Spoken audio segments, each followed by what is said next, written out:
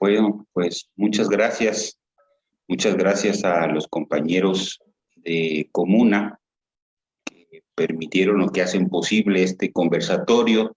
También muchas gracias a los compañeros de Ocumicho que nos están acompañando o que se está transmitiendo en vivo ya en la radio.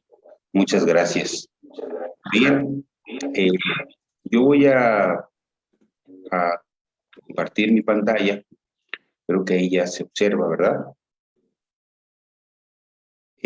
Voy a desarrollar 4 puntos. Voy a platicarles 4 puntos. Voy a hablar sobre el presupuesto directo a los pueblos y comunidades originarias. 4 ideas quiero desarrollar. La primera es que esto es un derecho colectivo. Esto no es algo que esté fuera de la ley, sino que está dentro de las leyes. La segunda idea que quiero platicarles es de que esta lucha por el presupuesto directo forma parte de la historia purépecha, que ha tenido una multitud de diferentes procesos sociales y de lucha y de resistencia. Y tercero, que es una herramienta, una poderosa herramienta comunal para fortalecer a las comunidades. Y cuarto, y la última idea es que es un proyecto en corto, en mediano y en largo plazo. Esas son las ideas que estaré desarrollando. Bueno, comentar que el pueblo purépecha, los pueblos originarios como en general, pues han tenido gran participación en toda la historia. Usualmente en la historia oficial no se les reconoce mucho, mas sin embargo hay algunas fuentes donde se determina su participación. Han participado en todos los grandes procesos sociales de México y de Michoacán. Participaron en contra de la conquista española. Por supuesto, el pueblo purépecha es un pueblo guerrero. Desde el regreso, el arribo de los guacúzechas en el siglo XII, pues estuvieron en constante lucha entre señoríos hasta que logró la hegemonía los guacúzechas. También participaron después en contra de la conquista española. Las fuentes sintetizan que más o menos cayeron abatidos 60 españoles en este proceso de conquista. Entonces es mentira eso de que todos los purépechas no se rebelaron. Sí hubo muchos pueblos que se negaron a pagar impuestos y hubo importantes rebeliones. Por supuesto, también en la colonia española, una de las grandes rebeliones fueron las rebeliones de Pátzcuaro de 1766, y donde más de 200 comunidades se sublevaron en contra de la corona española, y pensamos que ha sido el movimiento más grande que ha tenido el pueblo purépecha. También participaron en la independencia, por supuesto en la revolución, y han luchado casi todos los aspectos en la defensa del territorio. En el reparto agrario fueron de los primeros al lado de Primo Tapia y la Liga de Comunidades Agrarias. En la defensa de la tierra comunal han estado siempre defendiendo la tierra comunal. Los casos más representativos, por supuesto, está el de Santa Fe La Laguna en la década de los 80 del siglo pasado. Precisamente la comunidad de Ocumicho lleva más de 100 años luchando por defender su territorio comunal, y lo sigue haciendo hasta el día de hoy. Incluso participaron en movimientos guerrilleros, el Movimiento de Acción Revolucionaria, participaron también con Lucio Cabañas y el Partido de los Pobres, participaron también con Genaro Vázquez Rojas. Es decir, han participado en la defensa de los recursos naturales, y en los últimos 15 años, 15, 20 años, las luchas han sido por defender los derechos colectivos. Es donde entra esta cuestión del presupuesto directo. Y pues por supuesto tienen diferentes tácticas militares. Ha habido importantes generales purépecha como Casimiro Leco López o Casimiro Leco Churu, jurídicas. Recordemos tan solo el trabajo que hizo la UCES, que logró agrupar más de 180 comunidades y defendieron jurídicamente, le decían el abogado de los indios, Rencapiz, tácticas revolucionarias, políticas, sociales, en fin. Entonces consideramos que esto del presupuesto directo es otro paso más en este largo caminar de resistencia y lucha del pueblo purépecha. También pensamos que esto pues es un derecho colectivo. Esto no está fuera de la ley o no es algo revolucionario o no es algo que sea ilegal. Al contrario, esto se encuentra perfectamente establecido en el artículo 2 de la Constitución Política de los Estados Unidos Mexicanos. Y cito: las autoridades municipales determinarán equitativamente las asignaciones presupuestales que las comunidades administrarán directamente para fines específicos. Es pues un derecho. Todos los pueblos indígenas tienen derecho a exigir y luchar por el presupuesto directo. Por cierto, se le puso así presupuesto directo porque así viene en la Constitución y para ver si así entendían los presidentes, porque algunos son muy necios o no quieren entender, por eso se le puso presupuesto directo, porque así dice la Constitución. Nosotros sostenemos, pensamos que las raíces de la autonomía purépecha, que las raíces de las diferentes autonomías que hay en el país tienen sus antecedentes en el levantamiento que hicieron los hermanos zapatistas, en este levantamiento del Ejército Zapatista de Liberación Nacional y en los acuerdos de San Andrés. Desde 1996, cuando estuvieron estos acuerdos, ahí se estipulaba varios sueños de las comunidades, y uno de estos sueños era tener su presupuesto directo. Y cito una parte de estos acuerdos de San Andrés. Las autoridades competentes realizarán la transferencia ordenada y paulatina de recursos para que ellos mismos administren los fondos públicos que les asignen y para fortalecer la participación indígena en el gobierno, gestión y administración en sus diferentes ámbitos y niveles. Corresponderá a las legislaturas estatales determinar, en su caso, las funciones y facultades que pudieran transferirles. Nosotros sostenemos, pensamos que es aquí donde están las raíces, es aquí donde se puede rastrear los orígenes de esta exigencia. Y en la actualidad ya hay muchos consejos de gobierno comunal. Hay más de 14 consejos de gobierno comunal. El primer consejo que hubo fue con los hermanos de Murillo. Ellos fueron los primeros que realizaron un consejo de gobierno y precisamente por influencia del Congreso Nacional Indígena, por influencia, ellos son parte del CNI y muchos de sus dirigentes pues participaron en estos procesos que hubo en Chiapas. Entonces el primer consejo de gobierno comunal fue el de los compañeros de Murillo alrededor del año 2004 y también son los primeros que establecieron su ronda comunal, su plan de desarrollo comunal, y a partir de ahí pues vienen una serie de diversos consejos. El más conocido es, por supuesto, el de los compañeros del Consejo de Gobierno Comunal de Cherán. También están otros como el Consejo de Administración de Tanaco, el de Chátaro, de San Felipe de los Herreros, de Aratepacua, de Comachuel, de Cebina, de Urapicho, de Cheranástico, de Pomacuarán, de Tarecuato, el Consejo Ciudadano de Nahuatzen, la Coordinación Comunal, así decidieron ellos llamarle, de Santa Fe de la Laguna, el Consejo Comunal de San Benito y, por supuesto, el Consejo Comunal de Ocumicho. Entonces, como observan, esto es algo que ya llegó para quedarse o es algo que cada vez está más en la mente de las autoridades, de las asambleas generales y del pueblo purépecha.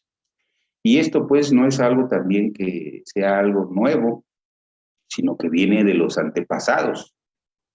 Basta revisar un poquito de historia y ahí se encuentran estos antecedentes de los consejos de gobierno. El primero pues es el consejo que hubo en Teotihuacán, alrededor del año 600 de la era común. Allá había un consejo, eran 4 barrios, y esos 4 barrios había un principal o un señor, y en ese consejo de 4 concejales era quien gobernaba esta ciudad-estado. Entonces ahí hay un antecedente, así gobernaban nuestros antepasados. Y más directamente, había un consejo aquí con los purépecha para elegir al gobernante, al cazonci o al irecha. Se reunían cada que fallecía un gobernante, un cazonci, se reunía este consejo, y este consejo estaba conformado por capitanes generales, por gobernantes, por personas respetables, por todas las personas que se consideraban venerables. Y este consejo era el que determinaba quién iba a suceder o quién iba a gobernar. No es como se hacía en Europa o durante el feudalismo, que quedaba inmediatamente el primogénito. No, aquí tenía que haber un consejo para que este consejo decidiera quién iba a gobernar. Y se pedían, por supuesto, requisitos: que fuera humilde, que no bebiera, que tributara a Coricahueri, y que fuera una persona de vivir de modo modesto. Y también había otros consejos, había un consejo de gobierno de las 3 ciudades-estados de Pátzcuaro, de Tzintzuntzan y de Iguazio. Esta triple alianza también tenía un consejo de gobierno, y también había consejos de guerra, consejos de los capitanes generales que decidían cómo defender o expandir el señorío. Incluso había consejos de educación, había consejos donde se decidía la forma de educar a los gobernantes y a los guerreros o a sectores específicos. Por supuesto, también hay un consejo conocido que es el Consejo Coricahuericuinchicua, antes llamado Consejo del Fuego y Año Nuevo Purépecha. Y también hay un Consejo Nacional Indígena, Consejo Indígena de Gobierno de los compañeros del CNI. Es decir, esto es una forma de gobernar de nuestros antepasados. Nosotros pensamos que el presupuesto directo es una herramienta, y es una herramienta de resistencia y lucha, y desde nuestro punto de vista, por supuesto, entendemos que hay diferentes autonomías, y una es la autonomía purépecha, y tiene que ver con las condiciones históricas concretas o con el contexto del pueblo purépecha. Por supuesto, hay otras autonomías, como por supuesto la de los hermanos de los caracoles zapatistas, incluso autonomías históricas como la comuna de Morelos, que fueron de los más radicales, incluso expropiaron haciendas, impusieron autoridades estatales, locales, préstamos forzosos a los hacendados. En fin, nosotros decimos que este presupuesto directo es una herramienta, y es una poderosa herramienta para el bien de las comunidades. Esto es algo que beneficia a los pueblos y comunidades originarias, ayuda a defender el territorio, porque se fortalece la comunalidad se defiende la tierra comunal a través, esto sirve para defender el territorio, para defender también la tierra y el trabajo comunal.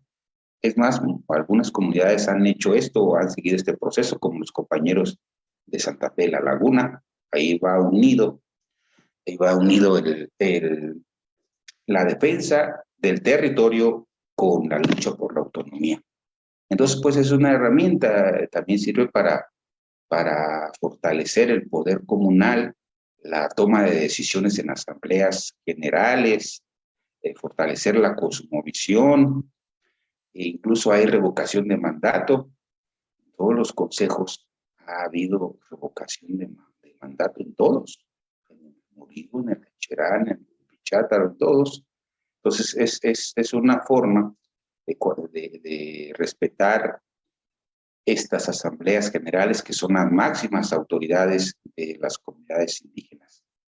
Y pues se puede utilizar la historia, el arte, el idioma como un arma para defender a la comunidad. Y por supuesto para esto sirve el presupuesto directo. Luego es muy común escuchar en los ayuntamientos que las comunidades indígenas son incapaces de autogobernarse, son incapaces de administrar el presupuesto y forma parte de ese viejo discurso de discriminación que hay hacia los pueblos. No dicen que no, las comunidades no pueden tener el presupuesto porque se lo van a gastar todo en una fiesta o no van a saber administrar o no saben comprobar. Y eso es totalmente una mentira. En todas las comunidades hay profesionistas, hay personas que por alguna u otra razón tuvieron que salir a estudiar y ellos han ayudado en todos estos procesos de autonomía. Incluso compañeros que han tenido tienen trabajos en universidades y tienen que regresar a la comunidad a apoyar estos procesos de autonomía. Entonces, en Michoacán hay alrededor de 500 comunidades indígenas y nosotros pensamos que lo primero que debe de tener una comunidad pues, es la información, es saber cuánto le corresponde de presupuesto conforme a la ley y conforme a su número de habitantes, porque ni eso tienen acceso muchas veces. No se les niega la información, aunque es información pública, se les niega. Entonces, es todo un proceso y nosotros pensamos que el primer paso es que las comunidades les peleen a los ayuntamientos jurídicamente, socialmente, por medio de las leyes y por medio de movilizaciones, este derecho que tienen. Es un derecho que se tiene porque además se ha comprobado que en los consejos donde se está ejerciendo el presupuesto directo, antes, por ejemplo, en el caso de Sebina, el ayuntamiento les hacía una obra por año cuando les iba bien, y ahora los compañeros se están poniendo a hacer hasta 8 obras. Y eso nada más hablar de un fondo. Faltaría hablar de los otros 3. Por supuesto, todos tienen sus reglas y todos tienen sus formas de operar. El primer paso es esto, que se le exija a los ayuntamientos, al gobierno del estado, el presupuesto directo municipal. Pero no es el único.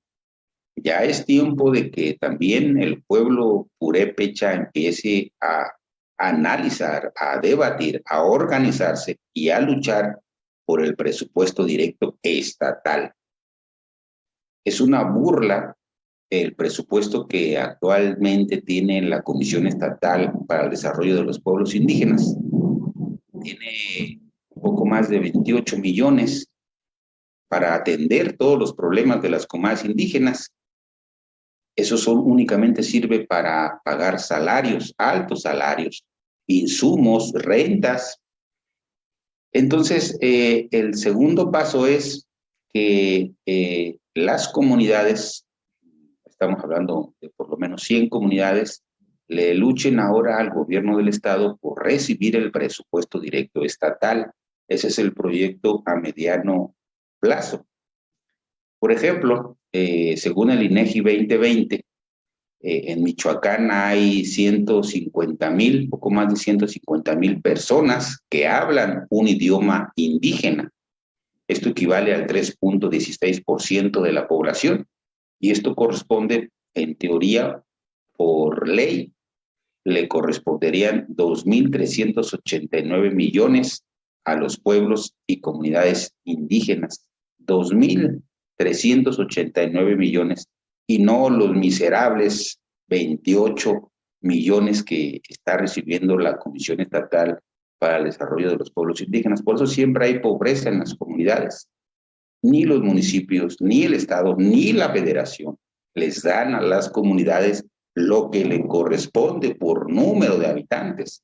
Esto no es a capricho, esto es por el número de habitantes y por los altos índices que hay de pobreza, de marginación y de discriminación. Y el tercer nivel es exigirle también al gobierno federal el presupuesto directo. Entonces, como observan, esto es un proyecto que no nació con nosotros y no va a terminar con nosotros. No pertenece a una comunidad, no pertenece a un colectivo, no pertenece a un consejo, pertenece a todo el pueblo purépecha y a todos los pueblos originarios. Bueno, para ir culminando con esta primera intervención, quisiera también leer una cita de Juan Chávez, donde decía o hablaba de la autonomía sin permiso de nadie. Cito: el camino a seguir es la autonomía en los hechos, un camino a partir del derecho histórico de los pueblos indígenas. No hay que pedirle permiso al gobierno, hay que ir construyendo las condiciones para que haya autonomía real. Hay que hacer mucho trabajo de base, trabajar mucho para que se den las condiciones y la determinación de la autonomía surja de las bases del pueblo. El gran secreto para obtener el presupuesto directo no son las leyes, no es las dádivas del gobierno, es la organización comunal. Y cuando una comunidad se encuentra organizada, cuando una comunidad despierta, todos los gobiernos les tienen miedo, los gobiernos municipales, estatales y federales, porque es una organización comunal, porque se toman las decisiones en la Asamblea General y la mayoría las acata y trabaja para que se respeten las decisiones de esta Asamblea. Esta es la pieza más importante, la organización comunal. Y el trabajo que tiene esta organización comunal, el trabajo central es movilizar a la comunidad, que la comunidad se encuentre en constante movilización. Y la política de Estado de los gobiernos es desmovilizar, sea gobierno federal, gobierno del Estado, gobierno municipal. Lo primero que ellos buscan es desmovilizar. Y bueno, pues esto sería mi primera intervención.